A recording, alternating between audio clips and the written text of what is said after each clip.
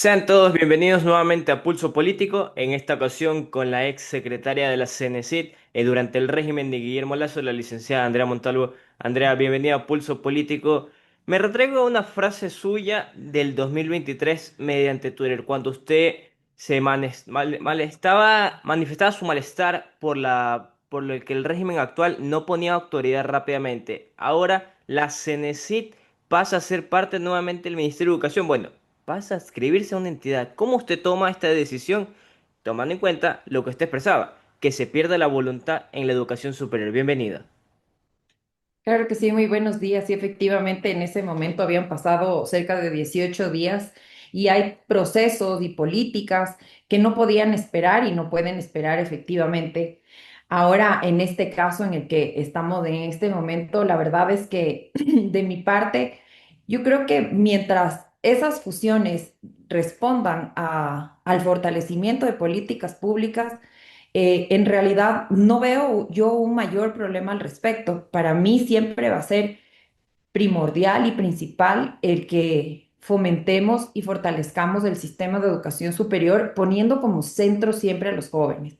Yo creo que si trabajamos en esa línea, indistinto de que la CENESID esté dentro de un ministerio, sí lo hace en otros países, ya pasa, pero adicional a ver qué pasa qué pasa en cuanto a atribuciones y responsabilidades de una cartera de Estado es saber y también replicar buenas prácticas en cuanto a educación superior y las políticas públicas en cuanto a acceso, fortalecimiento de la investigación, la ciencia y la innovación, trabajar mucho por el fortalecimiento de la formación tecnológica y pues trabajar de la mano con las universidades y los institutos tecnológicos de nuestro país. Pero en esto, ¿no cree usted que afectaría el desarrollo? Porque también habría una autoridad, en este caso la ministra de Educación, Cultura y Deporte, porque incluso va a agarrar más entidades en el cual poco se optaría por tener menos control a la institución pública o en la institución en sí universitaria. Bueno, yo creo que quien define desde donde parte la definición de políticas públicas es en primer lugar desde el plan de gobierno de la administración. Y de ese plan de gobierno decantan políticas públicas y la planificación anual que tiene que darse y también con visión a 4 años en este caso, en cuanto a distintas políticas, en este caso de educación superior. Por eso reitero indistinto de dónde estén, porque efectivamente va a haber hay un viceministerio actualmente de educación superior y tendremos que como ciudadanos velar porque dentro de ese viceministerio, con el liderazgo del ministerio como tal, pues se sigan fortaleciendo las políticas públicas de educación superior. No, todavía no tenemos mayor información de, por ejemplo, si habrá una reducción de presupuesto, cuáles son las políticas también que se van a implementar, incluyendo todas esos niveles de educación, como la educación media, la educación superior, y como proyectos transversales de la cultura y el deporte. Como les digo, ya existe esto, en verdad, se da en otros países, lo han hecho muy bien, y por eso es que más allá de que estén unidos o no, pues veamos las políticas públicas que hacen que nuestra percepción y que la respuesta ciudadana sea positiva. Volviendo a esta frase que usted enfatiza respecto a que ya en otros países existe esta modalidad de unificar todo. Cuando llegó Guillermo Lasso, él decidió también en su momento hacer cambios en lo que fueron los ministerios. Pero hacer esto, hay quienes cuestionan, pero desde su óptica, ¿no siente que educación abarcaría mucho? Puede ser, puede ser bajo nuestra mirada actual. En su momento, por ejemplo, cuando se estudió la posibilidad de ya fusionar, por ejemplo, dentro del gobierno del presidente Lazo, se lo hizo porque veíamos que esa Cenecit de ese momento, la Cenecit que recibimos, digámoslo así, era una Cenecit que principalmente se enfocaba en concentrar el proceso de acceso a la educación superior del país. Y en ese sentido, una cartera de Estado que funcionaba como una ventanilla única, efectivamente no tenía mucho sentido que tenga una existencia por sí sola. Entonces, ¿qué es lo que hicimos? Pues trabajar para que se desconcentre el proceso de acceso, trabajar en proyectos de investigación, se invirtieron 4 millones de dólares, invertimos 39 millones de dólares también en el fortalecimiento de los institutos tecnológicos, un aumento histórico de cupos, un aumento histórico de presupuesto. Entonces, definiendo políticas públicas claras que respondan a las necesidades ciudadanas y al derecho que tienen, en este caso a la educación superior, pues efectivamente ya se veía una cartera de Estado mucho más robusta y con responsabilidades claramente definidas. En esa Se las va a línea, perder?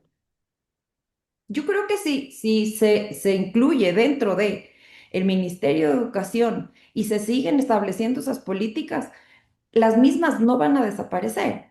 Por eso como ciudadanos tenemos que estar muy atentos también a qué es lo que cómo se va a ir manejando la situación.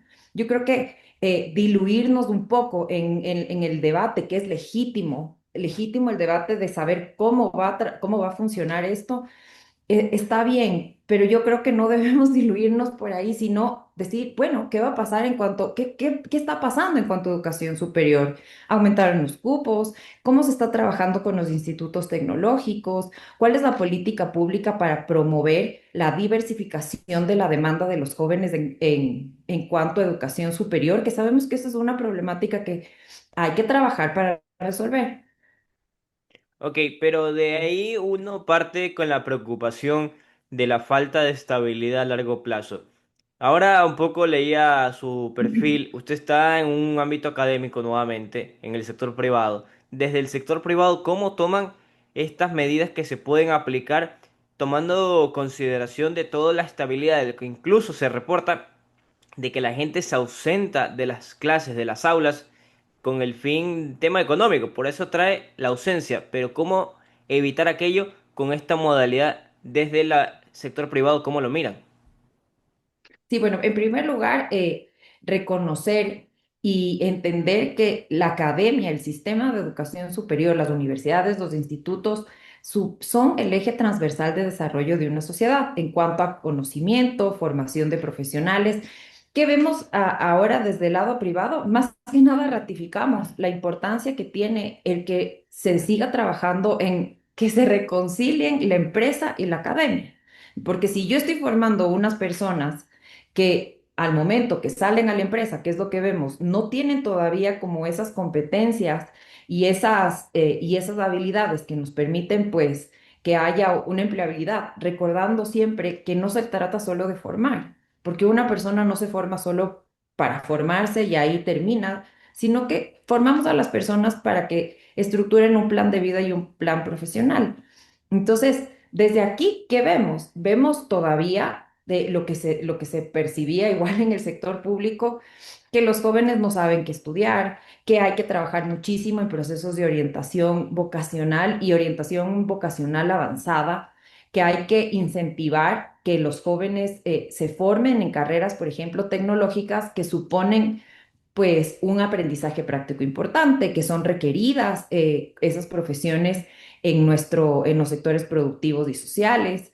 ¿En qué más hay que trabajar? En seguir fortaleciendo la ciencia, la tecnología y la innovación. No podemos parar en ahí sí estamos como muy atrás de otros países si no continuamos con la inversión en investigación, ciencia y tecnología, comprendiendo que la misma es la que nos ayuda para resolver esas problemáticas que hoy vemos. Seguramente, pues el que haya especialistas trabajando por promover soluciones no es una ciencia saber que efectivamente ha sido un puntal para el desarrollo de los países.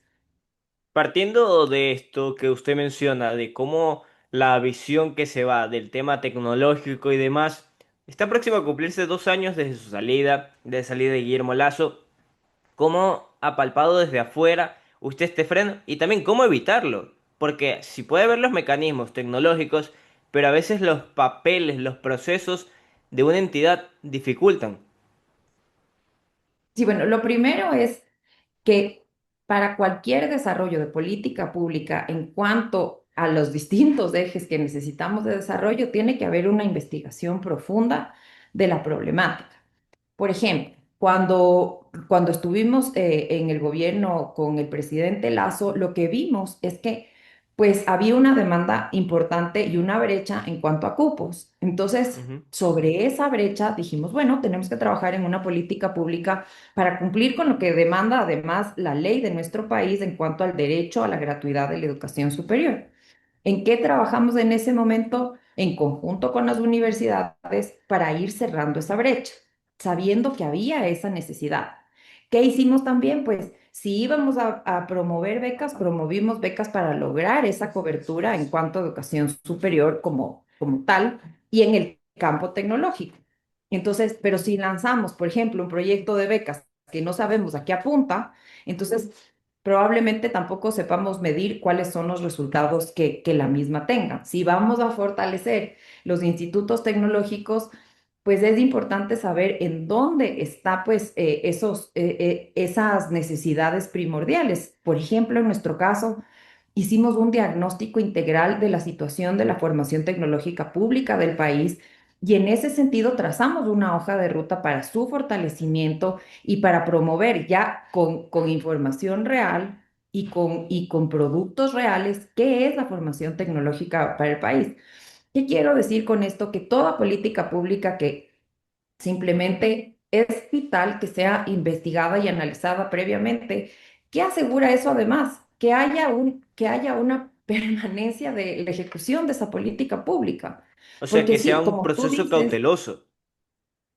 y como tú lo dijiste hace un momento, es una realidad que muchas veces las políticas responden, se convierten en simples iniciativas por los cambios de gobiernos. Entonces, una política, por ejemplo, de fortalecimiento de la formación tecnológica se puede convertir en simplemente una iniciativa que se dio en años anteriores, cuando lo que requerimos es más allá de quién, es cómo ese proceso se sigue desarrollando a través del tiempo.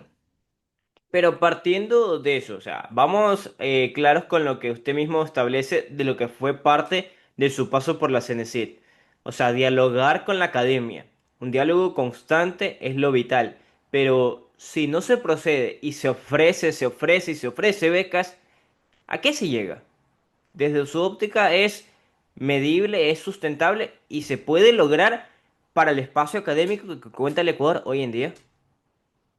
Si tú vas a promover, por ejemplo, programas de becas que sean tenemos que saber para qué son. Entonces, por ejemplo, cuando se ofertaron las becas Futuro Femenino, me parece que se llamaron en este gobierno, yo sí me cuestioné y dije, las mujeres en cuanto a acceso de mujeres, las mujeres tenemos el 50% de acceso a la educación superior. No se había identificado una brecha. Probablemente este gobierno identificó esa brecha y promovió las becas de futuro femenino como tal o las becas en inglés. Entonces, que probablemente, pero claro, no tenemos la información, pero que intuyo yo pasó es que para graduarte de la universidad o de un instituto, tú tienes que cumplir como requisito el tener un dominio de una segunda lengua. Entonces, entiendo yo que se la promovió por ese sentido, pero en todo caso, la definición de las mismas y la inversión que se haga de las mismas, esto es súper importante recordar que ese dinero es de todos los ecuatorianos, no es dinero que se desembolsa de un gobierno, es dinero que nos pertenece a todos y nuestro deber es velar porque esos recursos sean bien utilizados. Claro, o sea, todo hay que tener una sutileza de cómo se mide y cómo se gasta. En estos casos, la realidad nacional es que tiene que haber un gasto medible y obviamente que dé resultados a mediano y largo plazo. Pero finalmente, agradecerle a Andrea por su tiempo, consultarle. ¿Se puede lograr la estabilidad de educación a nivel Ecuador en todos los ámbitos, tanto desde los colegios hasta las universidades? Definitivamente sí, no tiene por qué no pasar. No tiene por qué suceder que no se puedan ejecutar políticas públicas que promuevan el fortalecimiento del sistema de educación superior. Tenemos todo para hacerlo. Hay un recurso que está invertido en ese sentido. Las universidades de nuestro país realmente, y lo digo con conocimiento, están en los rankings internacionales y se comparan sin ningún problema con universidades internacionales. Tenemos un sistema robusto, tenemos personas que se quieren formar. Qué importante y qué maravilla que en nuestro país las personas, los ecuatorianos, quieran formarse. Entonces, tenemos personas que se quieren formar. Tenemos, por otro lado, pues un sistema de educación superior robusto. Estamos trabajando, vemos que se trabaja en políticas públicas que promuevan ese fortalecimiento. ¿Qué falta ahora en este sentido? No parar. Y si al momento de fusionar carteras se va a parar, pues sería una terrible noticia para el país. No parar en promover desde el gobierno políticas que fomenten la autonomía universitaria, que promuevan la Ujú. excelencia en cuanto a formación, que promuevan la actualización permanente de esa oferta académica. Ahora escuchamos mucho de que habrá muchas carreras que serán reemplazadas por inteligencia artificial. Y yo creo firmemente que más bien lo que va a pasar es que las personas que no sepamos cómo utilizar la inteligencia artificial en nuestros campos de acción, sí seremos reemplazados por personas que lo hagan. Entonces, pues continuemos formando a las personas, continuemos comprendiendo como ciudadanos que tenemos una responsabilidad de permanentemente actualizarnos en conocimiento y finalmente entender que la formación no solamente termina al finalizar la misma. Tenemos Eso que es trabajar en constante. que cuando la persona se gradúa, pues entonces trabajar en que existan plazas de empleo, que se fomente el emprendimiento, que se fortalezcan también pues la demanda de carreras, como te lo dije hace un momento, de los jóvenes, para que no haya una sobrepoblación de médicos generales en el país y por otro lado una escasez de desarrolladores de software como es lo que estamos viviendo. Cuando usted dice sistema robusto, ¿a qué se refiere? ¿Muchos profesores? ¿O qué sentido el sistema robusto? Hay bastante academia para todos. Sistema robusto tiene muchísimas aristas. En primer lugar, que el desarrollo de la oferta académica siempre esté actualizada y responda a las necesidades de las distintas empresas y de los sectores también sociales. En segundo lugar, pues que esos contenidos se sigan fortaleciendo, que exista, que se siga trabajando en el fortalecimiento de la formación tecnológica, que se reconozca la investigación, la ciencia y la tecnología como eje de desarrollo de la ciudadanía, que los docentes que están impartiendo sus clases se formen y se actualicen en sus conocimientos permanentemente, que trabajemos de manera articulada porque se siga fortaleciendo las modalidades de educación, como por ejemplo la educación online, que permite tener una mayor cobertura y acceso. Y así pues yo creo que puedo trabajar y hablarte de muchas aristas, vincularse con la sociedad, que las empresas y las universidades continúen pues trabajando de manera articulada para generar impacto a través del conocimiento y la profesión. Bueno, ahí estaba la lectura de Andrea Montalvo, ex secretaria de la CENESID, sobre esta fusión Ministerio de Educación y la CENESID. Andrea, muy amable por su tiempo aquí en esta entrevista.